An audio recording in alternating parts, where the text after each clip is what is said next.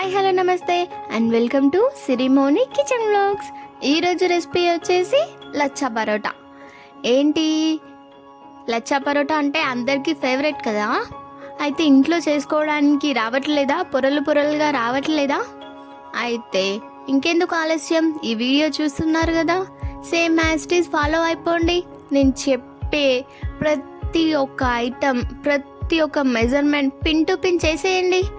మీకు ఖచ్చితంగా లచ్చా పరోటా పర్ఫెక్ట్గా పొరలుగా వచ్చేస్తుంది. So let's get start our video. First ఒక బౌల్ తీసుకొని అందులో 4 కప్స్ మైదా పిండి వేయండి.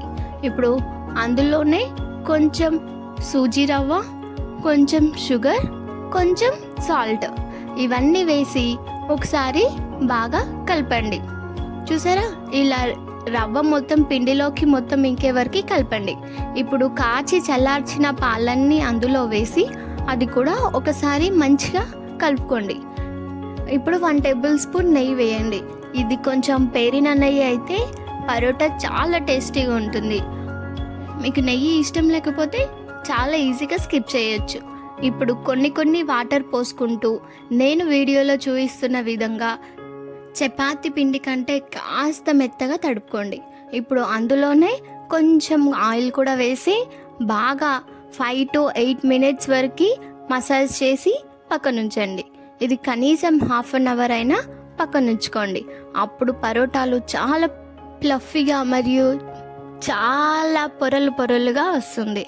ఇప్పుడు ఆ పిండిని కొంచెం తీసుకొని ఇలా నేను చూపిస్తున్న విధంగా అన్ని బాల్స్ లాగా చేసి పక్కనుంచుకోండి. ఇప్పుడు ఒక ముద్ద తీసుకొని పీటకి వీలైనంత ఎక్కువగా ఆయిల్ రూసి ఆ చపాతీ ముద్దని ఎంత వీలైతే అంత ఎక్కువగా పల్చగా తాల్చండి.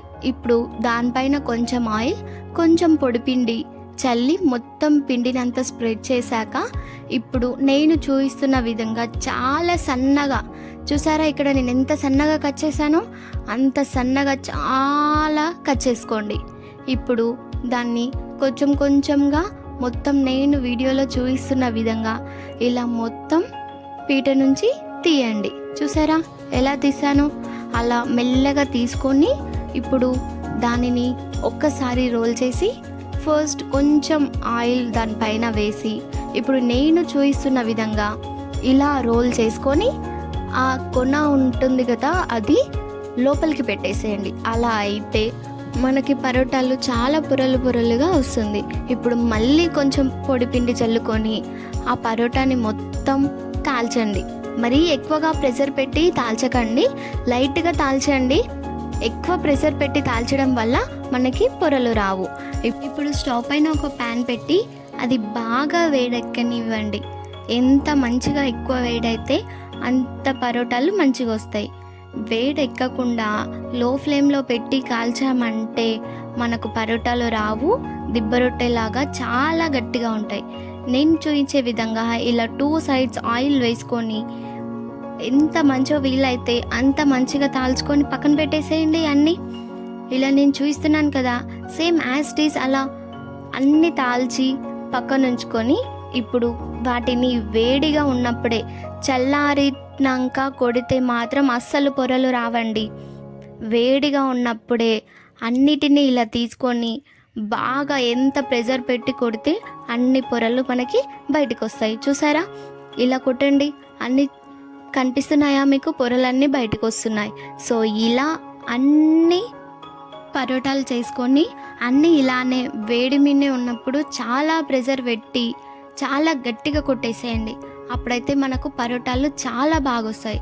చూసారా ఎంత మంచిగా వచ్చాయో పరోటాలు, చాలా ఈజీగా అండ్ క్విక్గా అయిపోయింది కదా. అయితే నచ్చిందా వీడియో? మీరు కూడా ట్రై చేస్తారా? అయితే ట్రై చేశాక ఎలా వచ్చిందో చెప్పడం మాత్రం మర్చిపోకండి. అండ్ ఇంకో విషయం ఏంటంటే ఈ పరోటాలకి ఆలూ కుర్మా పర్ఫెక్ట్ కాంబినేషన్ అండి. చాలా అంటే చాలా బాగుంటుంది. నేను ఆలూ కుర్మా రెసిపీ కూడా నెక్స్ట్ వీడియోలో పోస్ట్ చేస్తాను, చూసేయండి. Like, share and subscribe. Thank you.